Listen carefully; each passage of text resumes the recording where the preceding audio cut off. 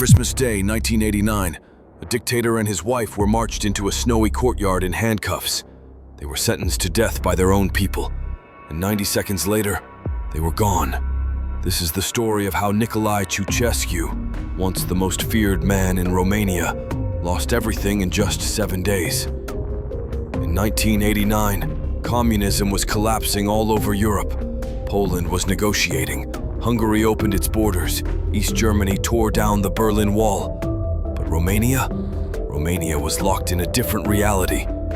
Nicolae Ceausescu ruled like a medieval king, untouchable, unquestioned, and completely out of touch.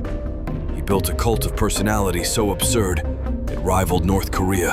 His wife, Elena, a failed chemist, was given fake scientific titles. Their faces were on walls, textbooks, even clocks. Meanwhile, Romanians were freezing in their homes, rationing food, and standing in lines for bread. All of it so Ceausescu could repay foreign debt and show the West how strong Romania was. This wasn't just a dictatorship, it was delusion, enforced by fear, until the fear broke. December 21st, 1989. Ceausescu stands on a balcony overlooking Bucharest. He's done this 100 times. Rally the crowd, chant the slogans, reinforce control.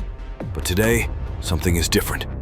People begin booing, shouting, chanting words he never expected to hear. Libertate! Just Ceausescu. Freedom. Down with Ceausescu. Ceausescu looks confused, then angry, then panicked. He raises his hand. The mic cuts. Chaos. For the first time, the people weren't afraid, and for the first time, he was. The next morning, Ceausescu and Elena fled the capital by helicopter. Their plan: reach a loyal military base and regroup. But the army no longer obeyed. Just hours after taking off, their pilot faked a fuel emergency and landed them straight into the hands of local police. No elite guards, no generals, just a few stunned officers who suddenly had the most wanted couple in Europe in their custody. They were arrested on the spot. 4 days later, the Ceausescus were put on trial. It wasn't fair, it wasn't transparent, but it wasn't designed to be.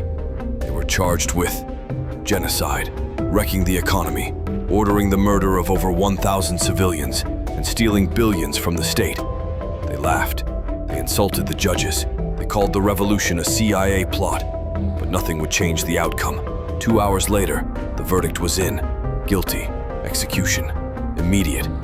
December 25th. They were led outside behind a military barracks. No blindfolds, no appeals, no ceremony.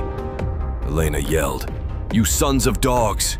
Nicolae shouted, "Long live the Socialist Republic of Romania!"